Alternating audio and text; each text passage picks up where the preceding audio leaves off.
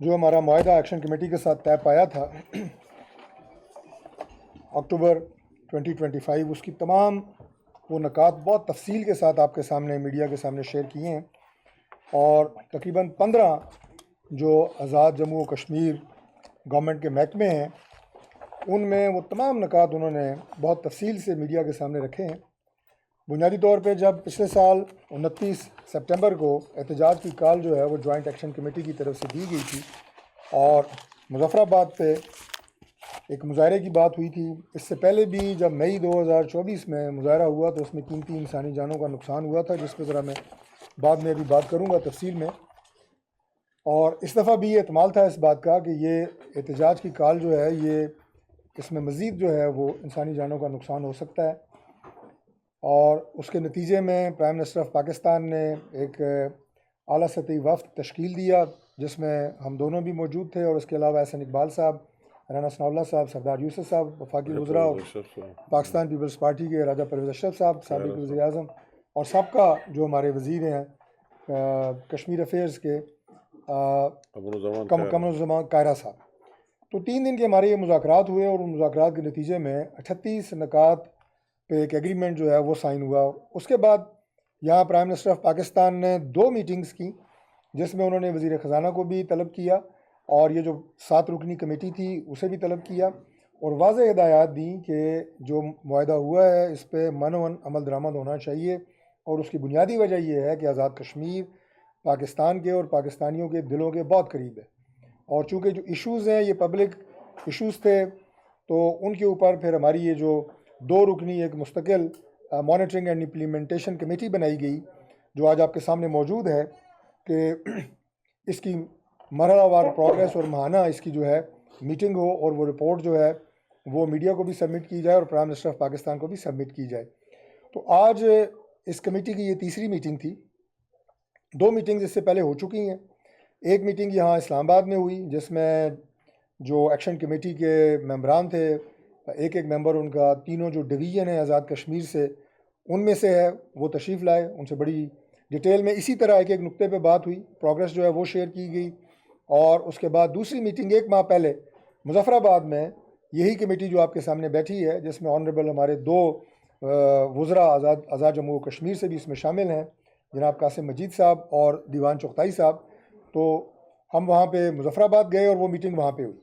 تو بڑے اچھے ماحول میں ہوئی، اور اس میں جو پروگریس ہے اس پہ اطمینان کا اظہار کیا گیا۔ اور اگلی میٹنگ جو کہ آج یہ تاریخ اسی وقت 1 مہینہ پہلے طے ہوئی تھی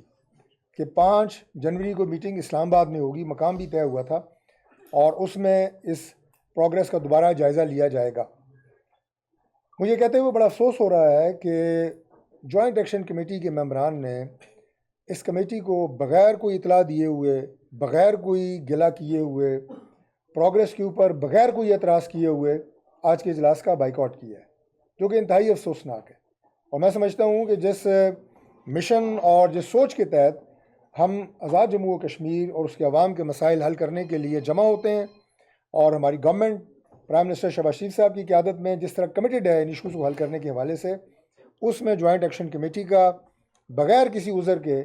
بغیر کسی اعتراض کے بائیکاٹ کرنا، یہ جس کاز کے لیے ہم بیٹھے ہیں یہ اس کے مخالف ہے۔ یہ جو آزاد کشمیر کے مسائل حل کرنے کے حوالے سے کمٹمنٹ ہے، یہ ایکشن اس کے اگینسٹ ہے۔ آج ایک نقطے کے اوپر 15 جو آزاد کشمیر کے ڈپارٹمنٹس ہیں ان کے اوپر جو پروگریس ہوئی ہے وہ وفاقی وزیر صاحب نے آپ کے سامنے تفصیل سے رکھی ہے،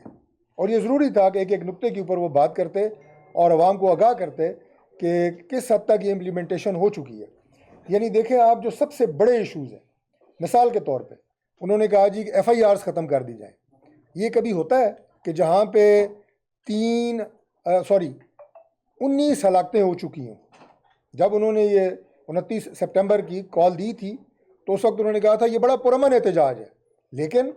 وہ ایک پرتشدد احتجاج کی شکل اختیار کر گیا دھیر کوٹ کے مقام پہ، اور 13 وہاں پہ جو ہے قیمتی انسانی جانوں کا نقصان ہوا۔ اس کے بعد پرائم منسٹر آف پاکستان نے پھر ہمارا یہ جو ڈیلیگیشن ہے یہ وہاں پہ بھیجا اور یہ ایگریمنٹ سائن ہوا۔ تو یہ وہ قربانیاں ہیں ان لوگوں کی اپنے لوگوں کے لیے، اور اس کے لیے ہم لوگ کمیٹڈ ہیں کہ ان مسائل کو بھی حل کریں اور ان تمام جو متفقہ نکات ہیں اس کے اوپر آپ کو پروگریس دیں اور مسئلے کو حل کریں. لیکن جوائنٹ ایکشن کمیٹی کا یہ جو عدم تعاون کا رویہ ہے، میں سمجھتا ہوں کہ یہ اس کاز کے اور امپلیمنٹیشن کی جو ساری رفتار ہے اسے کم کرے گا. انہیں چاہیے تھا کہ وہ آج یہاں پہ آتے. اگر ان نکات کے حوالے سے انہیں کوئی اعتراض تھا جن کے اوپر آج بات کی گئی ہے، میڈیا کو بریف کیا گیا ہے، اس کے بعد آپ سے بات کرتے، میڈیا سے بات کرتے کہ ان نکات کے اوپر جو ہے وہ امپلیمنٹیشن نہیں ہو رہی. جو میں آپ کو 13 ہلاکتوں کی بات بتا رہا ہوں، ان سمیت بے شمار سرکاری لوگ، ہمارے پولیس کے لوگ، ہماری دیگر لا انفورسنگ ایجنسیز کے لوگ، اس میں شہید بھی ہوئے، زخمی بھی ہوئے، اور ٹوٹل جو ایف آئی آریں تھیں وہ تھیں 192، اور ان 192 میں سے 177 ایف آئی آروں کو ختم کر دیا گیا ہے. چیف سیکرٹری صاحب بیٹھے ہیں ہمارے سامنے، تصدیق کریں گے. صرف اس میں سے 5 ایف آئی آریں باقی رہ گئی ہیں، 15 ایف آئی آریں رہ گئی ہیں جو 302 کی ایف آئی آریں ہیں جن پہ قتل کے مقدمات ہیں. اور یہ جوائنٹ ایکشن کمیٹی کے ساتھ طے تھا کہ اس کے لیے جوڈیشل کمیشن بنایا جائے گا، جس کے لیے کیبنٹ نے منظوری دے کے چیف جسٹس صاحب کو لکھ دی ہے. تو مطلب اتنی سیریس، باقی تو ساری ڈیٹیل ہو چکی ہے، ایجوکیشن، ہیلتھ، فائنینس،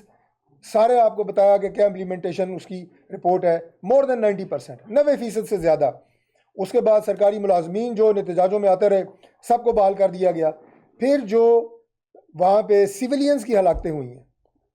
ان کو بھی اسی طرح کمپنسیٹ کیا گیا ہے جس طرح ہمارے لا انفورسنگ ایجنسیز کے لوگوں کی اشاعتیں ہوئی ہیں، اور ان کو معاوضہ دیا گیا ہے. ہمارے لیے وہ پاکستانی ہیں، انہوں نے یونیفارم پہنی تھی، لیکن ہم نے سب کو برابر کمپنسیٹ کیا ہے. 1 کروڑ روپیہ چیف سیکرٹری صاحب تمام فیملیز کو دیا جا چکا ہے. جو زخمی تھے انہیں 10-10 لاکھ روپیہ سب کو دیا جا چکا ہے. جو لسٹیں انہوں نے دی کہ یہ زخمی ہیں، یا اسپتالوں کے ساتھ فہرستیں آئیں، دے دیا گیا. تو یہ وہ اسپرٹ ہے جس کے تحت یہ پوری کمیٹی اس معاہدے پہ عمل درآمد آزاد کشمیر کے عوام اور ان کے ایشوز کے لیے اس عمل درآمد کو یقینی بنا رہی ہے. اور جو 10% باقی چیزیں رہ گئی ہیں انشاءاللہ تعالیٰ انہیں بھی منوان عمل درآمد جو ہے اس پہ کیا جائے گا. اور میری یہ گزارش ہے کہ جو مجھے انفارمل ذرائع سے پتہ لگا ہے کہ اس وقت ایک نقطہ جو انہوں نے اٹھایا وہ کیا ہے جی، کہ جو مہاجرین کی سیٹوں کے اوپر الیکٹڈ ایم ایل ایز ہیں انہیں قائمہ کمیٹی کی چیئرمین کیوں بنایا گیا ہے. یعنی یہ کوئی بات ہے؟ آپ نے یہ کہا کہ جو مہاجرین سیٹوں پہ الیکٹڈ 12 ایم ایل ایز ہیں، یہ ان میں سے کوئی منسٹر نہیں ہو سکتا. وزارتوں کی تعداد کم ہوئی، وہ 20 کر دی گئی، اور ان ایم ایل ایز میں سے، مہاجرین ایم ایل ایز میں سے کوئی اس وقت وزیر نہیں ہے. اگر 1 یا 2 کو قائمہ کمیٹی کے چیئرمین بنا دیا گیا ہے تو کیا اس بیس کے اوپر یہ جو 38 نکات پہ انتہائی سنجیدہ پیش رفت ہو رہی ہے اور وفاقی حکومت اس میں اپنا کردار ادا کر رہی ہے، اربوں روپے کا اس میں شہباز شریف صاحب نے فنڈ مختص کیا ہے ان مسائل کو حل کرنے کے حوالے سے، اور قائمہ کمیٹی کے جو چیئرمین آزاد کشمیر گورنمنٹ میں ان کی کیا مراعات ہیں؟ 0 مراعات ہیں ان کی. اس بیس کے اوپر آپ ان تمام جو پیش رفت ہے اور ویلفیئر کی بات ہو رہی ہے، مسائل حل کرنے کی بات ہو رہی ہے، اسے بائیک آؤٹ کر سکتے ہیں. اور پھر آپ انہیں نام کیا دے رہے ہیں؟ آپ انہیں کہہ رہے ہیں کہ یہ جعلی باشندے ہیں. آپ اندازہ لگائیں کہ مجھے یہ بات سن کے اتنا افسوس ہوا بحیثیت ایک پاکستانی کہ آج یہ جو ہماری جوائنٹ ایکشن کمیٹی ہے اس نے آزاد کشمیر سے باہر بسنے والے تمام کشمیریوں کو جعلی باشندہ ڈکلیئر کر دیے. یعنی جو کشمیری آزاد کشمیر کے 3 ڈویژنز کے اندر رہ رہا ہے وہ ہے سچا کشمیری، اصلی کشمیری. جو کشمیری کاروبار کسی اور حوالے سے پاکستان میں رہ رہا ہے یا پاکستان سے باہر رہ رہا ہے، جو ہمارا انٹرنیشنل ڈائسپورا ہے لاکھوں کی تعداد میں، وہ آج ان کی نظر میں جعلی کشمیری ہیں کہ جعلی کشمیریوں کو کوئی مراعات نہیں دی جا سکتی. یہ ان کا اعتراض ہے. یہ انتہائی افسوس کی بات ہے. اس طرح کی ڈویژن آپ پیدا کر کے کشمیریوں کو تقسیم نہیں کر سکتے. اس طرح کی ڈویژن پیدا کر کے آپ نفرت کے بیج آزاد کشمیر کے اپنے لوگوں میں نہیں بو سکتے. ہمارے یہاں پاکستان میں بہت بڑی تعداد میں، ہزاروں لاکھوں کی تعداد میں کشمیری بستے ہیں، اور ان کے وہی رائٹس ہیں یہاں جو پاکستانیوں کے رائٹس ہیں. عزت احترام کے ساتھ اپنی زندگیاں گزار رہے ہیں. اگر پاکستان ان کو ویلکم کرتا ہے اور ہم کشمیر کو اپنے سے الگ نہیں سمجھتے، کشمیر کے بارے میں حضرت قائد اعظم نے فرمایا تھا کہ یہ ہماری شاہراہ ہے، اور آج تک ہم جتنی جنگیں انڈیا سے لڑ چکے ہیں اس میں کشمیر کا سب سے پہلے ہے. اس کی وجہ سے یہ جنگیں ہوئیں. آج بھی ہماری مسلح افواج وہاں پہ بارڈر کے اوپر شہادتیں دے رہی ہیں، پیرا دے رہی ہیں. دن رات ہمارے جوان اور افسران وہاں پہ سیسا پلائی ہوئی دیوار بنے ہوئے ہیں. جس طرح وہ پاکستان کی بارڈر کی حفاظت کر رہے ہیں اسی طرح وہ LOC پہ بارڈر کی حفاظت کر رہے ہیں. ہم اس میں کوئی تفریق نہیں سمجھتے، لیکن آپ نے جو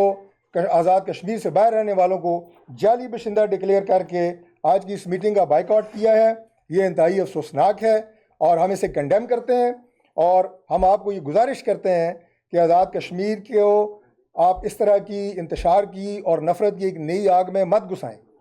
13 ہلاکتیں آپ کا جو 29 سپٹمبر کا آپ کا احتجاج تھا اس کے نتیجے میں ہوئی ہیں، جو اس سے پہلے مئی 2024 میں جو احتجاج ہوتا ہے آپ پہلی کال دیتے ہیں، 5 ہلاکتیں اس میں ہوئی ہیں، یعنی 18 ہلاکتیں آپ کے 2 احتجاجوں کی وجہ سے ہو چکی ہیں۔ 18 گھر جو ہیں وہ آپ نے برباد کیے ہیں، ان کے بچے آپ نے یتیم کیے ہیں۔ آپ کے لیے تو یہ سارا یہ تقریریں اور یہ سارے جو ہے یہ بڑا شغل کی باتیں ہوں گی، بڑا اس میں آپ کو مزہ آ رہا ہوگا، لیکن 18 گھر تو گئے، ان کے بچے آپ نے یتیم کر دیے۔ ابھی دوبارہ آپ فتنہ اور فساد کی بات کر رہے ہیں، اس کی اجازت نہیں دی جا سکتی۔ آپ کو ہم دعوت دیتے ہیں کہ جس طرح یہ کمیٹی کے معاملات چل رہے ہیں آپ تشریف لائیں، آپ ہمارے لیے عزت کے ہم آپ کو دیتے ہیں، آئندہ بھی دیں گے، آپ ہمارے بھائی ہیں، لیکن ان معاملات کو ایک ٹیبل پہ جس طریقے کے ساتھ ہم حل کر رہے ہیں اسی حوالے سے یہ حل ہوں گے۔ اور اس میں پرائم منسٹر آف پاکستان جناب شہباز شریف صاحب کی جو کمٹمنٹ ہے آزاد کشمیر کے لیے، میں اس کا ذکر کروں گا کہ جب پہلی مارچ ہوئی آپ کی مئی 2024 میں 18 ارب کا بیل پیکج پرائم منسٹر صاحب نے اعلان کیا۔ ابھی جب دوبارہ مارچ ہوئی اس میں چیف سیکرٹری صاحب بتائیں گے کہ ایک دفعہ